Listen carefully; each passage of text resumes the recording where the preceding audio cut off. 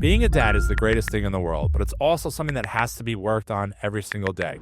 Time flies. And next thing you know, your oldest, like mine, is turning 10 next year. And you look back and you're like, there could have been things I probably could have done a little bit better.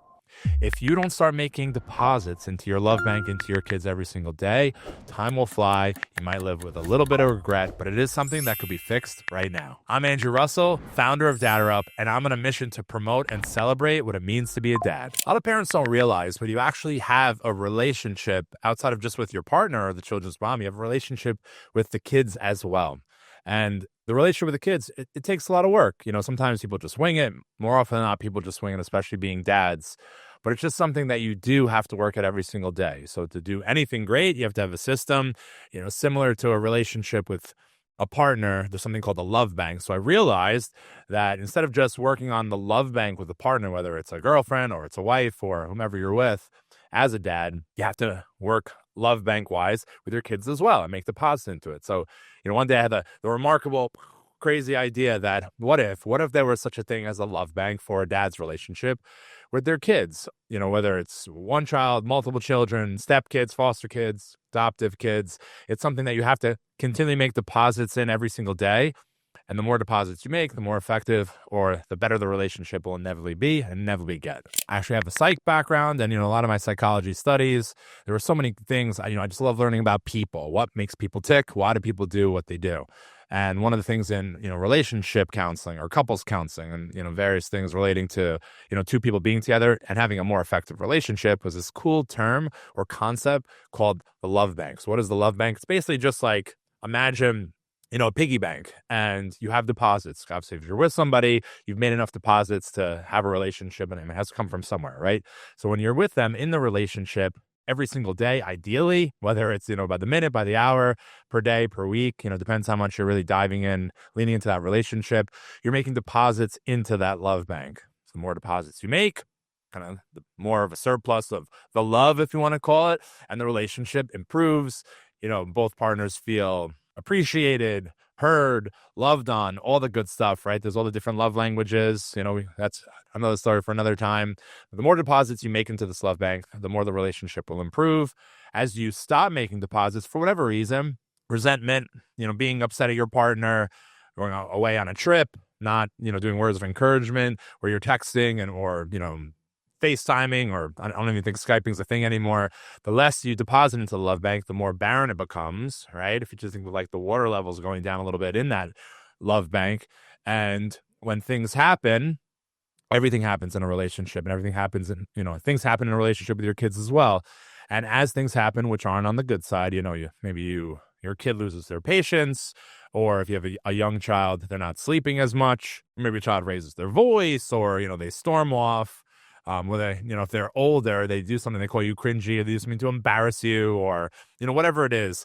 Similar to a relationship with a husband and wife or a couple, and they get in a fight or something happens, and they don't have the ability to withdraw from that love bank because it's barren. So the little things, you've seen couples where the little things really set them off. I would venture to say that their love bank is not high enough with a surplus of daily deposits. Same thing happens with your kids. This was a cool, aha moment that I had where I realized, just like you put the same effort and energy into a relationship with a partner, you put the same effort and energy in a relationship with a kid. So the whole love bank concept for me and my kids, that was really the genesis of the birth of that. And based off that, I just made the executive decision that I'm going to take every single day of my life as a dad, something I cherish, one of the greatest things that ever happened to me in my life, the greatest thing that happened to me, actually. As a matter of fact, there's two moments that were the greatest moments of my life. Both times when I held my daughters for the first time, lucky enough for me, if I'm being self-centered, had the opportunity to do skin to skin first. Those as the best moments of my life. I really want to try to get better at this craft every day. And I'm not going to tell you, as my oldest is turning 10 next year, that in the first couple of years, you go through it. You don't necessarily high level, see the forest from the trees. What could I be doing better? What am I doing great at? What could I be doing better? What could I work on? You kind of just do the thing, right? The sleep deprivation, it's a thing. Making sure they're healthy, all the doctor appointments, all the shots, just all that stuff. You kind of just do it. You're in the war, bombs are going off, every parent would definitely empathize. And you kind of just do the thing. But now looking back, if I would have known the love bank concept as I did at the time for a relationship, if I would have known the concept for being a father, I think I could have been a more effective dad. I'm not telling you that I don't think I did a great job. I think I did a great job. I don't think I was perfect. I think progress over perfection, I've realized now, is so important. I think there were little hacks or tricks or things I probably could have done that would have been a little bit better. But that's the point of me having this conversation with you guys. It's like, these are the things that are super important to me and have helped me with my relationship with my kids, specifically the love bank. And here are some of the ways that I make healthy deposits into the love bank with my kids. The first strategy that I created for myself for effective, consistent deposits into the love bank is actually videos, right? So I do videos. We take a lot of little cute little intimate moments with my kids, not for any other reason, but it's cool because as we're spending quality time, which is a big kind of like overlapping, kind of macro of deposits into love bank, a lot of relies on quality time. So we're big into quality time. I love sitting with my kids, asking about their day, and stuff we'll get into in a little bit, some more of my love bank deposit strategies.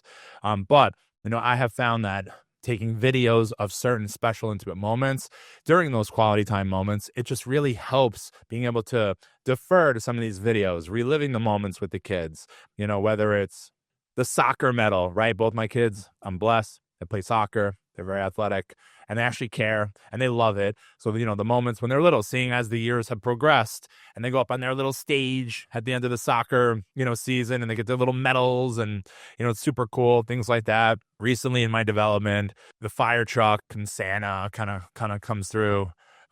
Freezing, it was probably -10 degrees. I definitely was not the best dad that night. They definitely went out without a jacket. I'm glad it's getting recorded, but getting a moment of, moments of them with Santa and seeing those moments, as again, I have a 9 and a 7-year-old, how that's progressed since, birth, getting on video, my youngest, who literally despised, and I'm sure many of you can empathize, despised the Santa and the Easter Bunny in the mall.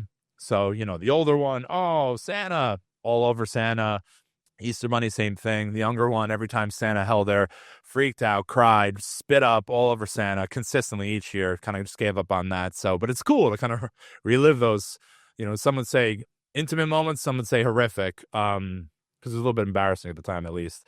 But then, looking back now, it's the best. So reliving those moments on video, I have found is like a real way to deposit into the love bank. And it's just a specific action of spending quality time with your kids, pulling up those videos, reliving it, having them see how ridiculous they were at that moment, which as a dad kind of makes you feel validated that at the time how I felt is actually made sense. That wasn't just me, that even like my kid several years down the line saw herself as, a baby. And it's like, oh my God, I really did that? How embarrassing, how cringy. But that's one specific way that I make deposits into the love bank with my kids. During quality time moments, we look at videos. So I definitely would recommend take as many videos as you can. It's definitely super difficult. Just because, you want to be in the moment, right? There's nothing worse. Ever been to a concert and everybody's on their phone videoing it? It's like, are they really there? So it's difficult. You kind of want to, be in the moment, but also videoed. I have found a strategy with my phone is, say, for instance, my oldest just was in a Frozen play and she was singing. She was the queen. I found I've been able to video it. I set the video to watch, and then I kind of remove myself and just watch. So I'm really, unfortunately, not really paying attention to the video. I hope it comes out good. Typically it does. But it's kind of like a cake and eat it strategy too. Videoing, it's kind of setting it up and not paying attention to actually, through the video itself, watching, straight on. That's been a good strategy. But I have found those videos are the best for quality time and for making great deposits into our love bank. The second thing that I do to make deposits to my love bank with my kids is all around bedtime routines that are super cool. Before I get into it, make sure, guys, you go in the description, click the link. There's our Flex 5 assessment. So I realized as a dad, there's such a thing called a disc, right? So I created the disc for dads. So for myself, I was like, all right, if I high level overviewed myself and my performance as a dad, there's different probably buckets, pillars, facets of being a dad, right? So I created 5 for the Flex 5 assessment. There's presence, there's patience, there's strength, there's leadership, and there's legacy. I have found that dads typically, their performance in these 5, pillars or facets of being a dad, some are very good, some need work. So make sure you go in the description, click the link, download our free Flex 5 assessment. It's a disc for you guys, the disc for dads, right? You'll see, where am I killing it? Where could I do a little better? So for myself, where was I doing well? I think leadership, I was doing great. Legacy, for sure, I was doing good. I actually was struggling with strength. And what does strength mean? It's not how strong you are. It's your physical fitness, your health, it's your stamina. There was a time that I was well over 300 pounds. And when your kids are athletic, as I alluded to, and they play soccer, I was not doing all that well playing with them, right? I was doing it, but I was out of breath, running upstairs. I'm big into the TikTok dances with them. I enjoy it, but like it's one thing doing it with them. It's another thing being out of breath, feeling like you're going to have a heart attack in front of your two little cherubs. So that was something that I had to work on. So make sure, guys, download the Flex 5 assessment, see where you're strong in the 5, see where you have to work on, or what specific of those pillars you have to work on. It's definitely a game changer. So bedtime routines. Bedtime's a thing, right? If you are watching and you've had kids, which is probably most of you, or you're about to have kids, that first, 3-month period, I had the benefit of speaking to Kyle Beats. Kyle Beats is a super cool YouTube influencer, such a great guy. He has one child, almost 2 years old, and his wife's having their second, a daughter. At the time of this video, any second she's going to be due. And he's super anxious and excited about it all in one. And Kyle's like, oh my God, it's going to go back to the sleep deprivation, right? So all you parents know is the point of the rant is that first 3 months, it's just like you're in it. You just got to get through it. The ups, the downs. Like I have found with my kids, when you fall asleep and you wake up and then you go back to bed, then you wake up. When that happens 3 or 4 times, you can't go back to bed. And you're basically a zombie, right? Insomnia, just like it's pretty brutal. But there are things within that time that I have found from a bedtime routine perspective that helped with my children and their sleep habits. And that kind of progressed, so for me, bedtime routine, it's funny. It started with my oldest at to call it day 0, day 1, even in the hospital. And it's kind of progressed to now. She's 9 years old. We do special songs. So somehow, I don't know if it's in my genetics or whatever it is, or I was just bored one day. We created all these cool, unique, special songs, actual, unique, special songs that I sing to her. You're just a bean to me. You got jelly in the belly and poops in your butt. I mean, this was granted 9 years ago, and so now it sounds just kind of cringy, me even saying it out loud. I looked far and wide. All these cool songs that I created for her that when I held her and I kind of rocked her, I guess it soothed her and it helped her fall asleep. And that's progressed to even 9 years old, after long days or just, crazy days at school. And our bedtime routine is I sit with her, cuddle up for a hot minute, make sure, everything's cool, kind of talk through whatever's on her mind. And I think as she's falling asleep, it soothes her to hear these bedtime these special songs. There was a point where I was doing 7, 8, 9 of them, being an entrepreneur, owning a mortgage company. It gets a little bit tough singing to your kid when you're half asleep and you yourself want to go to sleep as well. I'm sure any dads who do something similar empathize that when they're doing the thing, it's the greatest thing in the world, but sometimes you just want to go to bed yourself. But it is something that has carried from the hospital to going home, some of these songs, to even now at 9. And it's just every time I do it, for sure, 100%, I'm effectively doing a nice deposit into the love bank with my oldest. Now, my youngest, we have different bedtime rituals and different routines. It depends, it's kind of like things change, month over month. Now, the cool thing is she likes a feeling of cold compress on her head. I know a lot of people like that. So first, I have no idea. We had moved recently. There was some frozen thing that I don't even know what it was, and it was in the freezer maybe for boo-boos for kids. She was putting it on her head before bed and she thought it felt really good. That turned into me going on Amazon and buying those freezable kind of masks, which are kind of cool because they're for adults, and my kids put them on, fits their whole head. That's kind of our nighttime routine. She does that, which is cool. She relaxes, does her thing. We kind of talk about her day, and 100% of the time she does the whole Ronaldo zoo thing, right? So Ronaldo jumps, spins, zoo. So we have this whole thing now. The first thing we talk about is videos. So that kind of comes into the second thing with her. She makes me video her doing the zoo, jumping in bed. I throw her a stuffy, and then we watch it. So I don't know why this works for her, but this is the nighttime routine we do. Every time we do it, she feels heard. She feels loved on. She feels special. So making a deposit effectively into the love bank with her. And it's been super successful. So, there's all sorts of different things that you can do with your kids, obviously. For me, the nighttime is the best time. It's super intimate time where you could be plenty of quality time and just build that relationship. And it doesn't happen overnight. Unfortunately, the thing with the love bank is you don't just make a deposit and you're good. Right? It's not like money, bank, put $1 million in the bank. So the same thing goes for love bank. Same thing goes for these nighttime routines. But I found that by doing them every single night, repetitively, the kids can feel confident knowing that it's going to happen. just the repetition, it just gives them a sense of just feeling comfort. And our quality time, bedtime routine rituals has definitely made our love bank grow and our relationship improve. Another item I have found that's successful for making deposits to love bank with your kids as a dad is just communication. Dads, unfortunately, no matter who you talk to, whether it's Dr. Kari Adamson's, you have Christopher Brown, head of National Fatherhood Initiative, you have cool influencers I've spoken to, you have heads of local sports developments, you have all sorts of people, and they all say the same thing. They say communication with your children is so important. But as a dad, dads are told, man up, go out and make the money and provide and don't have emotion and just figure it out. But they have seen the more holistic dad over the last years. There's research done by the Pew Institute saying dads are actually caring more now about being great dads. All the things that I'm passionate about that have to be redefined, one of which is that the dad can't have emotions. Oh, no, dads. We can't have emotions. And a lot of emotions is centered around communication. Now, typically men are from Mars, women are from Venus. Guys aren't the best communicators. There's fixers.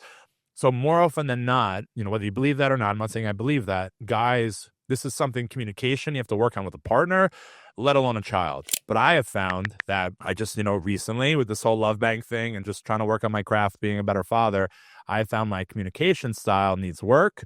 When I get frustrated, I think I look intimidating, just like I'm quiet and I'm just like a big stoic kind of looking guy.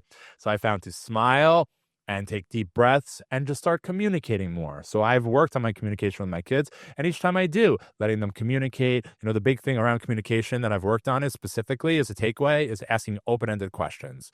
So for me, with them, how many times, dads, long day at work, you come home, maybe it's here in New York like we are here and it's about to snow and, crazy commute on the way home, traffic, whatever. Maybe or you're in Florida and it's super hot and your air conditioning broke on the way home and it's steamy, right? And you walk in the house after a long day, maybe you're an entrepreneur, maybe you're a business owner, maybe something went wrong or sideways. Maybe you're a divorced dad, right? A solo parent and your relationship with your partner, you had a fight on the way home, something happened. And you walk into the house and you bring it all in with you. And the kid's like, hey, dad. And you're like, hey, Daniela, how was your day, Dad? It was all right. How was yours? Good. And you just walk by and that's it. That's where it ends. That really sucks. And that happens all the time. I'm a victim of that happening all the time, but you're missing a really cool, intimate moment where you can make a deposit into the love bank, specifically communication. So what I have found is from a strategy perspective, on the way home, especially after more difficult days, this is a relationship, a couples counseling strategy. It works the same thing as you can see. They correlate oftentimes with your kids is pick a spot, usually about 10 minutes-ish. 5 minutes is a little too close. 10 minutes-ish from getting home. So for me, it's right when I'm getting off the highway, I probably have 7-8 minutes until I'm home. You turn off your electronics, turn off the radio, turn off everything, especially when you're feeling stressed or elevated, and you take deep breaths. And you just think of things that make you happy. For me, I hate to say that I'm going to admit this, the whole sugar on my tongue. I think of my kids doing that ridiculous dance. It always makes me smile. I get a dopamine hit, I guess. It just makes me feel really good. So I think of that and I come home. And the point is by doing that, giving yourself 70 minutes, decompressing, coming off of the electronics, putting yourself in a better headspace. When you park in the driveway and you leave and you walk in the house, the version the kid gets of you is a non-elevated, better version of yourself. That's going to be number one, setting yourself up for success for this communication. Number two, I have found that when I say, hey, how was your day? And they're like, good. And, whatever they're doing, it just opens up the opportunity for you to speak to them and ask opening questions. Well, what does it mean? What does good mean to you? What happened good? How was, flute lessons? How's the band? How, you had something happen in class with one of your friends. It's like Gaga ball thing. I don't even know what the heck that means. We play Gaga ball and you hurt your back yesterday. How are you today? How did that work out? Oh, I see you didn't bring your jacket home for the 3,742nd time. Where's your jacket? Let's talk about that. What are we going to do to improve? Leaving everything, if it wasn't attached to you as an appendage, leaving it, in various places, which is super frustrating for your parents. I found that open communication gives your children the opportunity to speak, for you really to get to know each other more, right? And then they feel heard. And then, you know what else, guys? They feel like you care. And that's the big thing. And that's the big thing with electronics, staying off your electronics. You want to make sure kids feel, what the meta message is, that you're there, you care. What happens in their day is something that really is important to you as your dad. Because if your dad, right, especially for daughters, if you're your caretaker, your dad, somebody that you look up to, that protects you, if they don't care about your day or they're giving the vibe they're over it, how do you think it makes them feel? And if that happens every day for years, it only leads to negative things. So I've found that to make effective deposits into our love bank, one of the strategies that works for me and my kids is just purely communication, specifically open-ended communication. And I found the best time for that is when you see each other, if they're, as an example, if they're in school, or, it depends, of course, newborn, and, some of the different, periods of growth of your kids is different, the strategies. But if your kid's in pre-K, K through 5, middle school, high school, approaching college, when you see each other typically after the work day, or, right the first time you see each other towards the end of the day, it's the perfect time for not only just communicating and catching up, but the open-ended questions. So you get to learn more about them, make deposits into Love Bank where like you're building that relationship, and they are getting deposits into their Love Bank. They're getting deposits into their Love Bank because they feel that you're engaging them. And guess what? It's the greatest feeling in the world when you think daddy cares. One of the coolest and easiest ways you can make deposits into your Love Bank with your kids from a memories perspective, it's probably legacy if you think about it. So in our Flex 5 assessment, Flex 5 is basically a disc for dads working on 5 specific pillars of dadding that we created, that for myself, I created. And then as part of the Dad Herb community, I'm very passionate about that all dads should take this assessment, just like I did, to see what are things you crush it at, what are the things you need to work on. I guess this next one would fall under legacy, probably, building cool memories and just things for the future. I'd have to think about this a little bit more, and shout out to my mom. My mom actually created this. I don't think she necessarily created it. I don't think she had an algorithm or something all that unique, which was a really cool idea. And we did this in our family, and it never, was taken off the wall. And I'm doing that with my kids. So if you think when you walk in your house, your apartment, wherever you live, somewhere is a wall. And on that wall, it's the coolest thing is if you measure the height of your kids and you do that consistently, over the months and over the years. So my mom married my stepfather when I was in my early, 10, 11, 12-ish, age range. And the cool thing is like at that point, I guess, like, talk about puberty, but you start growing, and between myself, my brother, my stepsisters, well, now I basically consider sisters, our heights were on the wall as we grew. And it was, listen, again, 12, 13, 14-year-old boys, your relationship with your mom, it starts to feel like a little cringy, right? It's like the whole thing, like you go to the mall, and you go to the mall with your mom, and you're kind of like all over her when you're a kid, right? Then eventually you realize like, oh, that's kind of cringy. And you stop doing that 12, 13, 14. Then eventually 16, 17, you go back to that relationship. It was like, hey, mom, can I borrow the car? So it's like a funny, relationship. But one of the cool things I did with my mom was she forced us to do this. And I love it, and I appreciate this forever.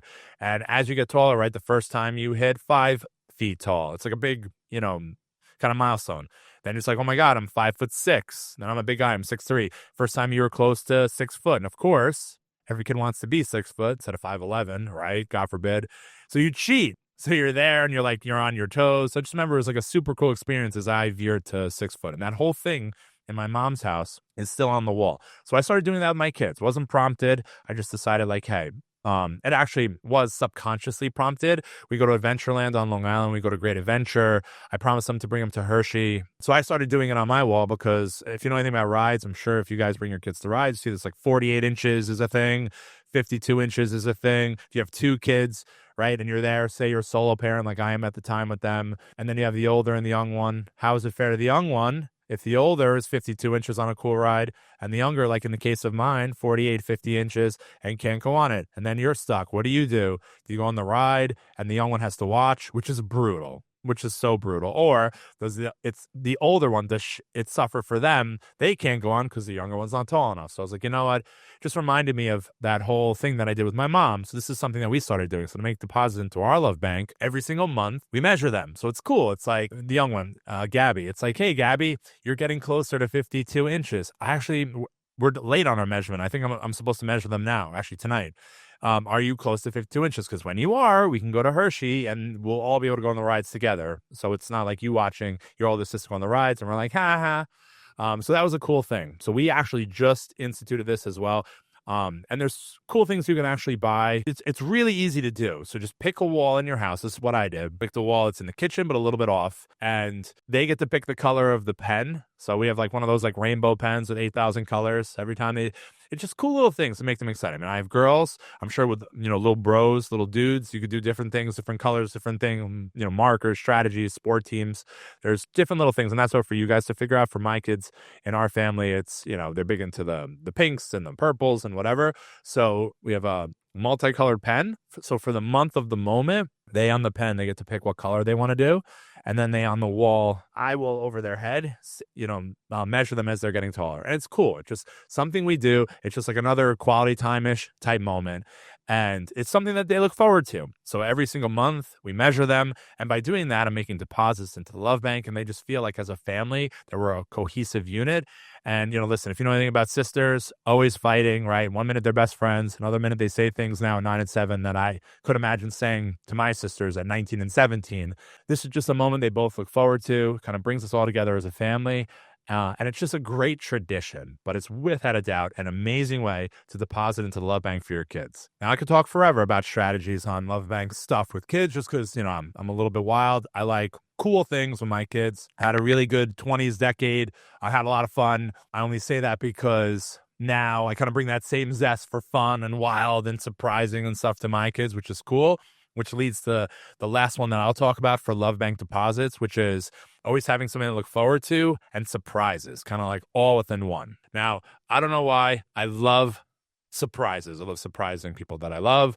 I love surprising my friends, people at work. So for me and my kids, it just came second nature. So I love surprising them with stuff, but also, depending, kind of interwoven is always having something to look forward to. So you can always be building momentum into something cool that they're really excited about. I just think it's really cool. So for me, it just gives the consistency of repetition of depositing to Love Bank, talking about something that we're going to do. Now, it doesn't have to be expensive. It's not about the money. It's not about like going to the expensive place and the selfie and the tag-ins and all that stuff. It's more about showing your kids that you love them vis-a-vis doing cool things with them and them looking forward to it with the constant repetition in their mind that, oh, daddy loves me. He does cool things for me. He likes doing things for me. I matter to him. My happiness matters, right? So specifically, I always have something that's planned and or surprises. So as an example, Zootopia 2 just came out. Cool movie. Shout out to Shakira, obviously, great artist and some cool songs now we're rocking because of that movie. But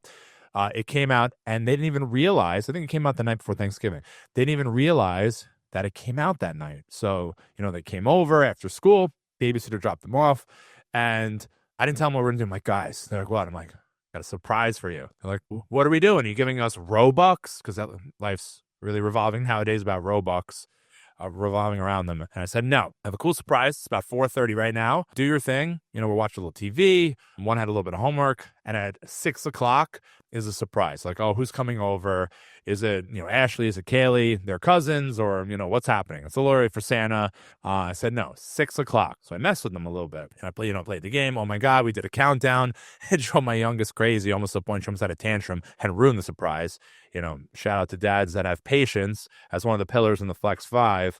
I had patience at that moment to not ruin the surprise as my youngest was trying to do her best, Gabby, to ruin the surprise. Just because she has no patience, just like her dad. Shocker. But what we did was, per the minute, per every 30 minutes, I did a net effect countdown, almost like to New Year's Eve. 6 o'clock came, like, all right, guys, get in the car. And they're like, what do you mean? Where are we going? Oh, we're going to Grandma and Grandpa's. I'm like, no. Get in the car. So I did this really super annoying thing just because that's how I roll. And I think it was even raining at the time, or it was like a little bit misty. So we left. We went to the gas station. So I pumped gas. I'm like, all right, we're going to go home. They're like, that was a surprise. I'm like, yeah, that was a surprise. Sure. So then we went east. Then I made a U-turn. We went west. Then we went north on one of the highways, and they had no clue where we were going. I actually picked a different movie theater than we normally go to, so they had no idea. And it was just something silly. It was just something, they're 9 and 7. This isn't like life-changing, but as we rolled up, I said, you guys know where we're going? And eventually my youngest, who figures everything out, she's like, oh my God, we're going to the movies. And they still didn't know. We went there. We parked. It was cool. They're like, she's like, bro, we just saw Wicked. We're seeing Wicked again. This is the surprise. And I was like, yeah, she calls me Lil Bro, which is a whole nother thing. I don't know where that came from, but apparently I'm Lil Bro. Walked in and they saw, oh my God, Zootopia 2, and they were so excited. My older one gets a little bit teary-eyed because she just loves when I do cool things for her. And it was a really cool moment. But the point is, I just made going to the movies, which is so innocuous, so like, you would think so basic, right? Like, you pay for it on your phone now, on Fandango. You go, you get the popcorn, you watch the movie. Like, what's the big deal? It's not all that difficult. But I turned that into something super cool. And I found surprising them in that stuff is just a great strategy to make deposits into the love bank. So taking something, in my opinion, I was like, all right, how am I going to make a Wednesday night before Thanksgiving, which was the biggest party night in our 20s, right? Now it's just me and the kids. The wine or the tequila night has turned into water and protein shakes, basically. But with that, how can I make this into something fun, cool, that'll be a memory for us? And I turned it into a surprise and gave them something to look forward to. So obviously I did my little circuitous way of surprising them. But I just know that that will be talked about now for the next year and it probably will build a ritual. Sometimes these surprises, these things to look forward to are so cool. It didn't cost anything. It only cost gas money, driving maybe 6 miles out of the way. But I made a great deposit into the love bank with my kids. And by doing that, not only was it a good surprise, not only do they feel loved, it made us feel great for that Thanksgiving Eve, and actually gave us a ritual for the future. So I guarantee you next year, the night before Thanksgiving, because I have them, I guarantee like, what's Daddy going to do? He's going to surprise us, and it's going to turn into a consistent theme now for our house. All right, guys, we just went over 5 cool ways to make deposits into the love bank with your kids. For me and my kids, it's been super successful. There's so many more ways that you can make deposits. So I almost challenge you, if any of these really resonate with you, start doing them with your kids and make tweaks. I'd be interested to hear, how did it work for you guys? What type of different things work for you? There's so many more opportunities for you to figure out a way for you and for your kids, whether it's boys, girls, stepkids, adoptive, foster kids. There's so many ways to come up with cool, specific strategies to deposit into the love bank for your kids. But make sure, guys, make sure you watch our next video. Now, I referenced in this video our Flex 5, our disc for dad. So in our next video, I'm going to break it down. I'm going to do the keep it simple strategy, right? We're going to talk about the 5 different pillars for the Flex 5, right? The disc for dads. We're going to go over the full thing and give you the full breakdown.